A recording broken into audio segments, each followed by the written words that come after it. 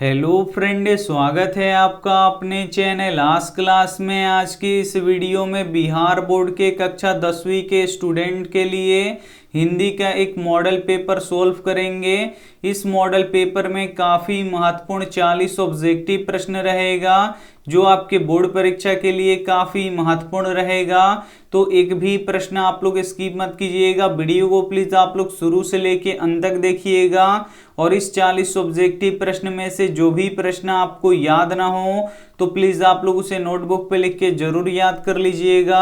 और चैनल को अभी तक आप सब्सक्राइब नहीं किए हैं तो चैनल को सब्सक्राइब कर लीजिएगा। और सब्सक्राइब करने के बाद एक बेल आइकन आता है तो बेल आइकन को दबा के ऑल पे कर लीजिएगा ताकि जब भी लाइव क्लास हो तो आपके पास नोटिफिकेशन पहुंचता रहे। तो आइए शुरू करते हैं पहले नंबर प्रश्न से। तो पहला नंबर प्रश्न है कि बिरजू महाराज का संबंध किससे है। ए ऑप्शन है बांसुरी वादन से, बी ऑप्शन है तबला वादन से, सी ऑप्शन है कथक नृत्य से, डी ऑप्शन है संतूर वादन से। काफी महत्वपूर्ण प्रश्न है। यहाँ पे आपको बताना है कि बिरजू महाराज का संबंध किससे है, तो कथक नृत्य से है, इसे आपको याद रखना है। यहाँ पे सी ऑप्शन बिल्कुल ही सही हो जाएगा। ये देखते हैं अगला प्रश्न दो नंबर प्रश्न है कि बाढ़ की समस्या किस कहानी के केंद्र में है। ए ऑप्शन है माँ कहानी में, बी ऑप्शन है ढाते विश्वास में, सी ऑप्शन है नगर में, डी ऑप्शन है धरती कब तक घूमेगी में। तो यहाँ पे आपको बताना है कि बाढ़ की समस्या किस कहानी के केंद्र में है, तो ढाते विश्वास कहानी के केंद्र में है, इसे आपको याद रखना है। यहाँ पे बी ऑप्शन बिल्कुल ही सही हो जाएगा। ये देखते हैं अगला प्रश्न तीन नंबर प्रश्न है कि मन क्या नहीं मानता है। ए ऑप्शन है जीत, बी ऑप्शन है हार, सी ऑप्शन है प्रचार, डी ऑप्शन है लोभ। तो यहाँ पे आपको बताना है कि मन क्या नहीं मानता, तो मन कभी हार नहीं मानता, इसे आपको याद रखना है। यहाँ पे बी ऑप्शन बिल्कुल ही सही हो जाएगा। ये देखते हैं अगला प्रश्न चार नंबर प्रश्न है कि दही वाली मंगमा कहानी का मुख्य पात्र कौन है। ए ऑप्शन है लक्ष्मी, बी ऑप्शन है मंगमा, सी ऑप्शन है सीता, डी ऑप्शन है नजमा। तो यहाँ पे आपको बताना है कि दही वाली मंगमा कहानी का मुख्य पात्र कौन है, तो मंगमा है, इसे आपको याद रखना है। यहाँ पे बी ऑप्शन बिल्कुल ही सही हो जाएगा। ये देखते हैं अगला प्रश्न पांच नंबर प्रश्न है कि तीन बेटों की माँ कौन थी। ए ऑप्शन है मंगमा, बी ऑप्शन है सीता, सी ऑप्शन है लक्ष्मी, डी ऑप्शन है गीता। तो यहाँ पे आपको बताना है कि तीन बेटों की माँ कौन थी, तो सीता थी, इसे आपको याद रखना है। काफी महत्वपूर्ण प्रश्न है। यहाँ पे बी ऑप्शन बिल्कुल ही सही हो जाएगा। काफी महत्वपूर्ण प्रश्न है, तो एक भी प्रश्न आप लोग स्किप मत कीजिएगा, वीडियो को प्लीज आप लोग शुरू से लेके अंत तक देखिएगा। और वीडियो को लाइक नहीं किया तो प्लीज आप लोग वीडियो को लाइक भी कर दीजिएगा। ये देखते हैं अगला प्रश्न 6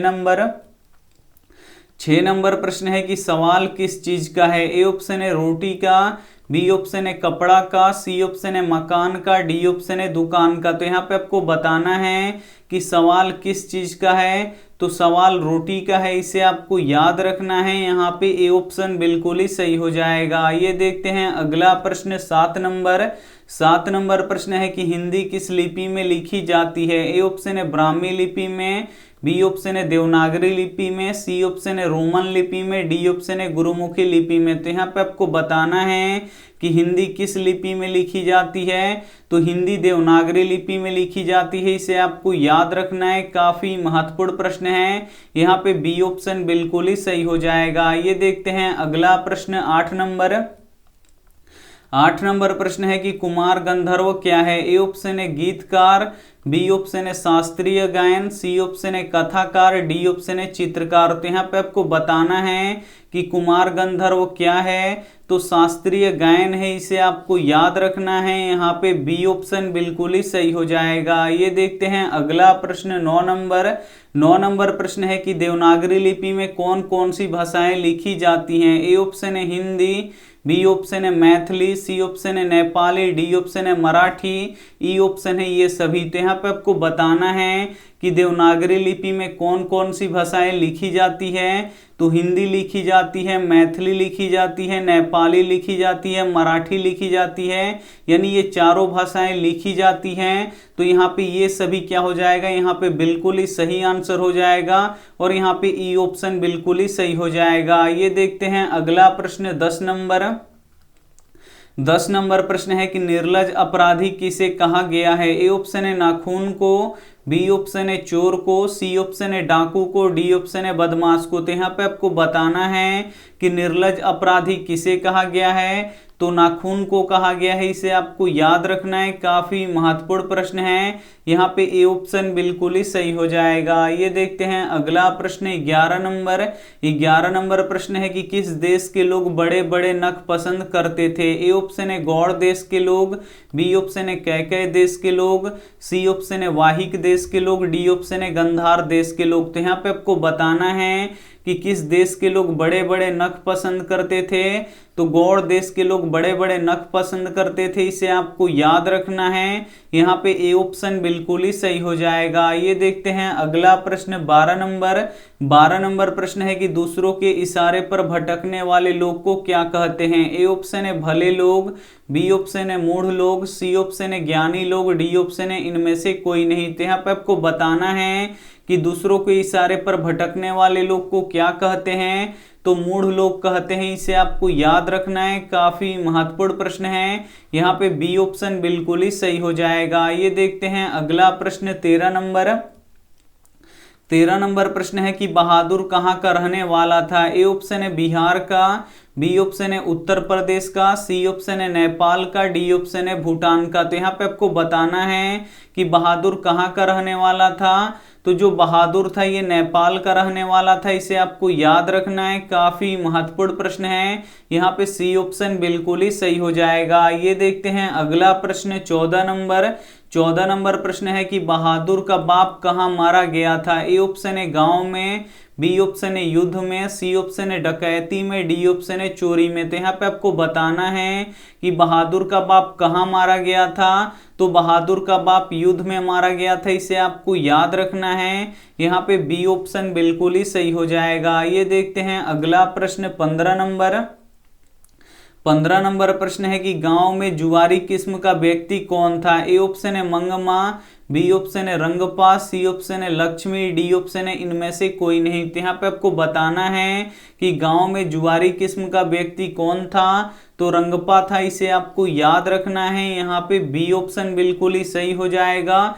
काफी महत्वपूर्ण 40 ऑब्जेक्टिव प्रश्न है इस मॉडल पेपर में, जो आपके बोर्ड परीक्षा के लिए काफी महत्वपूर्ण है। तो एक भी प्रश्न आप लोग स्किप मत कीजिएगा, वीडियो को प्लीज आप लोग शुरू से लेके अंत तक देखिएगा, और वीडियो को लाइक नहीं किए तो प्लीज आप लोग वीडियो को लाइक भी कर दीजिएगा। ये देखते हैं अगला प्रश्न 16 नंबर प्रश्न है कि पूर्वज लक्ष्मी के लिए कितना जमीन छोड़ गए। ए ऑप्शन है 1 बीघा, बी ऑप्शन है 2 बीघा, सी ऑप्शन है 3 बीघा, डी ऑप्शन है 4 बीघा। तो यहाँ पे आपको बताना है कि पूर्वज लक्ष्मी के लिए कितना जमीन छोड़ गए, तो 1 बीघा जमीन छोड़ गए, इसे आपको याद रखना है। यहाँ पे ए ऑप्शन बिल्कुल ही सही हो जाएगा। ये देखते हैं अगला प्रश्न 17 नंबर प्रश्न है कि सीता रुआसी क्यों हो गई। ए ऑप्शन है बेटों के दुधकार से, बी ऑप्शन है बहुओं की कलह से, सी ऑप्शन है अपना काला ओढ़ना देख के, डी ऑप्शन है अपनी गरीबी पर। तो यहाँ पे आपको बताना है कि सीता रुआसी क्यों हो गई, तो सीता अपनी काला ओढ़ना देखकर सीता रुआसी हो गई, इसे आपको याद रखना है। यहाँ पे सी ऑप्शन बिल्कुल ही सही हो जाएगा। ये देखते हैं अगला प्रश्न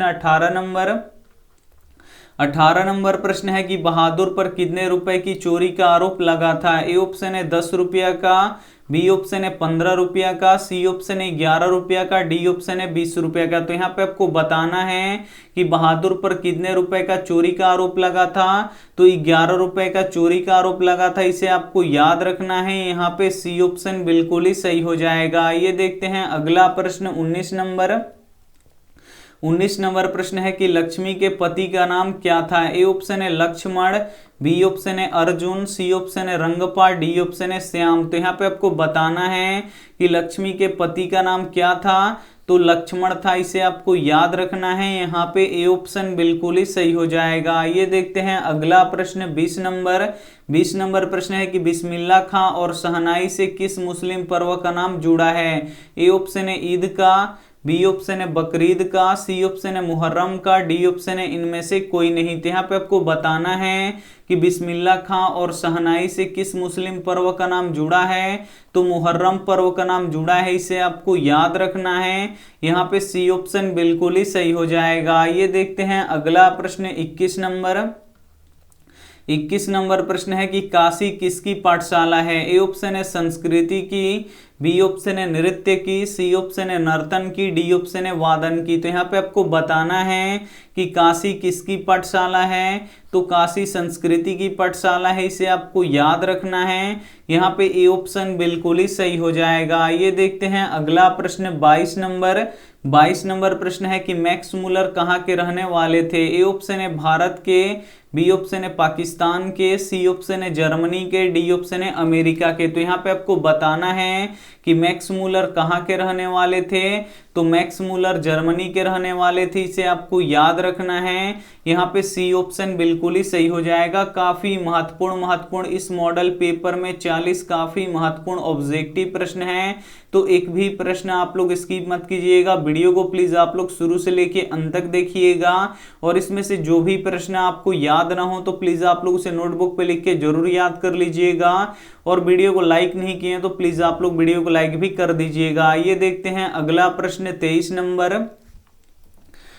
नंबर प्रश्न है कि सच्चा भारत कहाँ बसता है। ए ऑप्शन है शहरों में, बी ऑप्शन है महानगरों में, सी ऑप्शन है गांवों में, डी ऑप्शन है सरायों में। तो यहाँ पे आपको बताना है कि सच्चा भारत कहाँ बसता है। तो जो सच्चा भारत होता है ये गांवों में बसता है, इसे आपको याद रखना है। यहाँ पे सी ऑप्शन बिल्कुल ही सही हो जाएगा। ये देखते हैं अगला प्रश्न 24 नंबर प्रश्न है कि प्लेटो और कांट थे। ए ऑप्शन है वीर, बी ऑप्शन है महान दार्शनिक, सी ऑप्शन है नाविक, डी ऑप्शन है सैनिक। तो यहाँ पे आपको बताना है कि प्लेटो और कांट क्या थे। तो प्लेटो और कांट महान दार्शनिक थे, इसे आपको याद रखना है। यहाँ पे बी ऑप्शन बिल्कुल ही सही हो जाएगा। ये देखते हैं अगला प्रश्न 25 नंबर प्रश्न है कि जन्म से ही पागल कौन है। ए ऑप्शन है सीता, बी ऑप्शन है लक्ष्मी, सी ऑप्शन है मंगू, डी ऑप्शन है माँ। तो यहाँ पे आपको बताना है कि जन्म से ही पागल कौन है। तो जन्म से ही पागल मंगू है, इसे आपको याद रखना है। काफी महत्वपूर्ण प्रश्न है। यहाँ पे सी ऑप्शन बिल्कुल ही सही हो जाएगा। ये देखते हैं अगला प्रश्न 26 नंबर प्रश्न है कि माँ कितने बजे रात को अस्पताल से लौटकर आई। ए ऑप्शन है 8 बजे सुबह, बी ऑप्शन है 8 बजे रात में, सी ऑप्शन है 11:15 बजे, डी ऑप्शन है 4 बजे सुबह। तो यहाँ पे आपको बताना है कि माँ कितने बजे रात को अस्पताल से लौट कर आई। तो 11:15 बजे अस्पताल से लौट के आई, इसे आपको याद रखना है।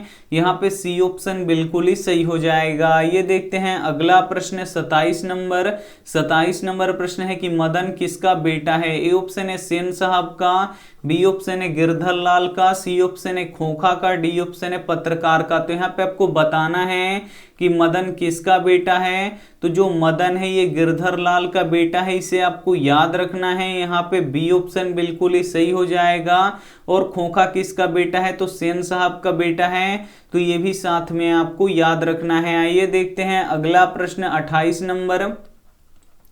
28 नंबर प्रश्न है कि टोपी बदलना मुहावरे का सही अर्थ क्या है। ए ऑप्शन है दल बदलना, बी ऑप्शन है घर बदलना, सी ऑप्शन है विदेश जाना, डी ऑप्शन है टोपी रंगवाना। तो यहाँ पे आपको बताना है कि टोपी बदलना मुहावरे का सही अर्थ क्या है। तो दल बदलना है, इसे आपको याद रखना है। यहाँ पे ए ऑप्शन बिल्कुल ही सही हो जाएगा। ये देखते हैं अगला प्रश्न 29 नंबर प्रश्न है कि फटासुर न बख्शे कौन कहते हैं। ए ऑप्शन है सादिक हुसैन, बी ऑप्शन है बिस्मिल्लाह खां, सी ऑप्शन है असगर हुसैन, डी ऑप्शन है बिरजू महाराज। तो यहाँ पे आपको बताना है कि फटासुर न बख्शे कौन कहते हैं। तो बिस्मिल्लाह खां कहते हैं, इसे आपको याद रखना है। यहाँ पे बी ऑप्शन बिल्कुल ही सही हो जाएगा। ये देखते हैं अगला प्रश्न 30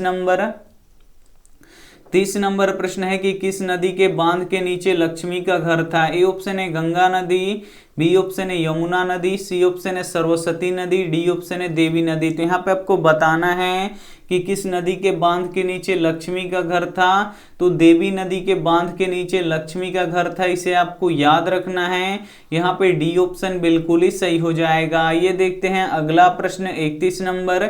31 नंबर प्रश्न है कि गांधी जी के जन्म दिवस को किस रूप में मनाया जाता है। ए ऑप्शन है सद्भावना दिवस के रूप में, बी ऑप्शन है अहिंसा दिवस के रूप में, सी ऑप्शन है शिक्षक दिवस के रूप में, डी ऑप्शन है मजदूर दिवस के रूप में। तो यहाँ पे आपको बताना है कि गांधी जी के जन्म दिवस को किस रूप में मनाया जाता है। तो अहिंसा दिवस के रूप में मनाया जाता है, इसे आपको याद रखना है। यहाँ पे बी ऑप्शन बिल्कुल ही सही हो जाएगा। ये देखते हैं अगला प्रश्न 32 नंबर। 32 नंबर प्रश्न है कि अंग्रेजों के विरुद्ध सर्वप्रथम अहिंसा का प्रयोग किसने किया। ए ऑप्शन है महात्मा गांधी जी ने, बी ऑप्शन है नेहरू जी ने, सी ऑप्शन है ज्योतिबा फूले ने, डी ऑप्शन है राजेंद्र प्रसाद ने। तो यहाँ पे आपको बताना है कि अंग्रेजों के विरुद्ध सर्वप्रथम अहिंसा का प्रयोग किसने किया। तो महात्मा गांधी जी ने किया, इसे आपको याद रखना है। काफी महत्वपूर्ण प्रश्न है, यहाँ पे ए ऑप्शन बिल्कुल ही सही हो जाएगा। ये देखते हैं अगला प्रश्न 33 नंबर। 33 नंबर प्रश्न है कि टॉल्स्टॉय कौन थे। ए ऑप्शन है एक फ्रेंच लेखक, बी ऑप्शन है एक चीनी लेखक, सी ऑप्शन है एक रूसी लेखक, डी ऑप्शन है एक जापानी लेखक। तो यहाँ पे आपको बताना है कि टॉल्स्टॉय कौन थे। तो टॉल्स्टॉय एक रूसी लेखक थे, इसे आपको याद रखना है। यहाँ पे सी ऑप्शन बिल्कुल ही सही हो जाएगा। ये देखते हैं अगला प्रश्न 34 नंबर। 34 नंबर प्रश्न है कि मदन और कासू के बीच झगड़े का क्या कारण था। ए ऑप्शन है पहलवानी, बी ऑप्शन है ईर्ष्या, सी ऑप्शन है लट्टू खेलने की ललक, डी ऑप्शन है साइकिल की सवारी। तो यहाँ पे आपको बताना है कि मदन और कासू के बीच झगड़े का कारण क्या था। तो लट्टू खेलने की ललक था, इसे आपको याद रखना है। यहाँ पे सी ऑप्शन बिल्कुल ही सही हो जाएगा। ये देखते हैं अगला प्रश्न 35 नंबर। 35 नंबर प्रश्न है कि भाईचारे का दूसरा नाम कौन सा है। ए ऑप्शन है लोकतंत्र, बी ऑप्शन है श्रम, सी ऑप्शन है समूह, डी ऑप्शन है राजतंत्र। तो यहाँ पे आपको बताना है कि भाईचारे का दूसरा नाम कौन सा है। तो लोकतंत्र है, इसे आपको याद रखना है। काफी महत्वपूर्ण प्रश्न है, यहाँ पे ए ऑप्शन बिल्कुल ही सही हो जाएगा। ये देखते हैं अगला प्रश्न 36 नंबर। 36 नंबर प्रश्न है कि श्रम विभाजन कैसा समाज की आवश्यकता है। ए ऑप्शन है सभ्य समाज की, बी ऑप्शन है असभ्य समाज की, सी ऑप्शन है दोनों की, डी ऑप्शन है सभी गलत है। तो यहाँ पे आपको बताना है कि श्रम विभाजन में कैसे समाज की आवश्यकता है। तो सभ्य समाज की आवश्यकता है, इसे आपको याद रखना है। यहाँ पे ए ऑप्शन बिल्कुल ही सही हो जाएगा। ये देखते हैं अगला प्रश्न 37 नंबर। 37 नंबर प्रश्न है कि बुद्ध एंड हिज धम्मा के लेखक कौन है। ए ऑप्शन है भीमराव अंबेडकर, बी ऑप्शन है जवाहरलाल नेहरू, सी ऑप्शन है मैक्स मूलर, डी ऑप्शन है गुणाकर मूले। तो यहाँ पे आपको बताना है कि बुद्ध एंड हिज धम्मा के लेखक कौन है। तो डॉक्टर भीमराव अंबेडकर हैं, इन्हें आपको याद रखना है। काफी महत्वपूर्ण प्रश्न है, यहाँ पे ए ऑप्शन बिल्कुल ही सही हो जाएगा। ये देखते हैं अगला प्रश्न 38 नंबर। 38 नंबर प्रश्न है कि ऐसे ही लड़के आगे चलकर चोर गुंडा डाकू बनते हैं, यह किसने कहा था। ए ऑप्शन है सेन साहब की पत्नी ने, बी ऑप्शन है गिरधर ने, सी ऑप्शन है सेन साहब ने, डी ऑप्शन है सोफर ने। काफी महत्वपूर्ण प्रश्न है, यहाँ पे आपको बताना है कि ऐसे ही लड़के आगे चलकर चोर गुंडा डाकू बनते हैं, यह कथन किसने कहा है। तो यह कथन सेन साहब ने कहा है, इसे आपको याद रखना है। यहाँ पे सी ऑप्शन बिल्कुल ही सही हो जाएगा। ये देखते हैं अगला प्रश्न 39 नंबर। 39 नंबर प्रश्न है कि गांधी जी वकालत की पढ़ाई के लिए कहाँ गए। ए ऑप्शन है अमेरिका, बी ऑप्शन है लंदन, सी ऑप्शन है दक्षिण अफ्रीका, डी ऑप्शन है फ्रांस। तो यहाँ पे आपको बताना है कि गांधी जी वकालत की पढ़ाई के लिए कहाँ गए। तो दक्षिण अफ्रीका में गए, इसे आपको याद रखना है। यहाँ पे सी ऑप्शन बिल्कुल ही सही हो जाएगा। ये देखते हैं अंतिम प्रश्न 40 नंबर। 40 नंबर प्रश्न है कि सेन साहब खोखा को क्या बनाना चाहते थे। ए ऑप्शन है डॉक्टर, बी ऑप्शन है इंजीनियर, सी ऑप्शन है पत्रकार, डी ऑप्शन है खिलाड़ी। तो यहाँ पे आपको बताना है कि सेन साहब खोखा को क्या बनाना चाहते थे, तो इंजीनियर बनाना चाहते थे। इसे आपको याद रखना है। यहाँ पे बी ऑप्शन बिल्कुल ही सही हो जाएगा। इस मॉडल पेपर के आप 40 ऑब्जेक्टिव प्रश्न सॉल्व कर चुके हैं। तो अब आप हमें कमेंट करके बता दीजिए कि आपका 40 प्रश्नों में से कितना सही हुआ, और जितना भी आपका गलत हुआ है उसे आप लोग नोटबुक पे लिखिए और उसका रिवीजन करते रहिए। और जितना आपको इसमें से प्रश्न नहीं याद होगा, अगर उसे आप लोग याद कीजिएगा तो आपका और क्वेश्चन यहाँ पे बढ़ते जाएगा, और परीक्षा के दिन तक बहुत सारे प्रश्न आपको समझ में भी आ जाएंगे, याद भी हो जाएगा। तो आपका यहाँ पे बहुत ही अच्छा नंबर आएगा, ये हमारा गारंटी है। तो जो भी प्रश्न आपको समझ में नहीं आता है तो उसे आप लोग नोटबुक पे लिख के जरूर याद कर लीजिएगा। अगर आपको लाइव क्लास करने नहीं आता है तो हमारे व्हाट्सएप नंबर पे SMS कीजिए और बोलिए कि सर हमें लाइव क्लास नहीं आता है, तो एक वीडियो भेजेंगे, तो उस वीडियो को आप लोग देख लीजिएगा तो आपको समझ में आ जाएगा कि कैसे क्लास करना है। आइए देखते हैं यहाँ पे होमवर्क प्रश्न कि संज्ञा के कितने भेद होते हैं। यहाँ पे आपको बताना है कि संज्ञा के कितने भेद होते हैं।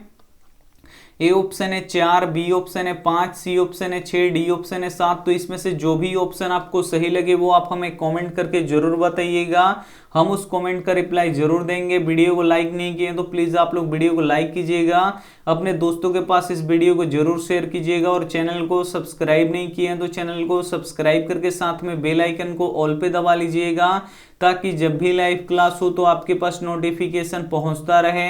थैंक यू फॉर वॉचिंग, मिलते हैं अगले वीडियो में, तब तक अपना ध्यान रखिए, मन लगा के पढ़ाई कीजिए। Take care and bye.